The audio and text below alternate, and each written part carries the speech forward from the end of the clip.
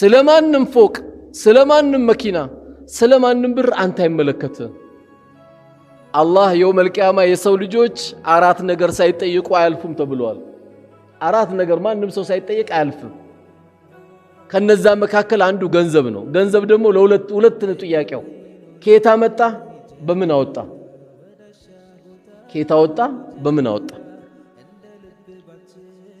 አሁን ይህን ጥያቄ እንዴት ይመልሳል ሰው ልጅ ይሄ ከባድ ነገር ነው ስለዚህ ስለማንም ሰው ላይፍ ህይወት እኛ እንዳንገባ ለምን በደከመ ቢሆን ሀብታም መሆን ያለበት ወፍጮ ቤት ጤፍ የሚሸከሙ ነበሩ 30 ዓመት እስካሁን ለነማዘር ጤፍ ሲያመጡ አይደለም 25 ዓመት 20 ዓመት በእኛ ካልኩሌተር ቢሆን ምንም አዲስ አበባን አያውቅም አላህ ወደ 10 ፎቅ ሊሰጠው ይችላል እኛ ምን አገባ نحن قسمنا بينكم يا الله እኛን የምናከፋፍለው እንጂ እናንተ አይደላችሁ የምታከፋፍሉት ነው ያለው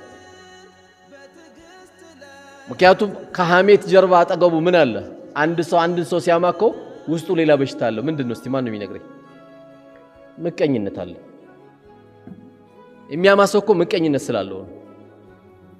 አላህ ደግሞ ምን አለ አም يحسدون الناس على ما آتاهم الله من فضله እኔ ባከፋፈልኩት ርዝቅ ነው እንዴ እናንተ የምትመቀኛኙት አለ ስለዚህ ከማን ጋር ነው የተጣለው ከአላህ ጋር ነው አከፋፋይ አላህ ነው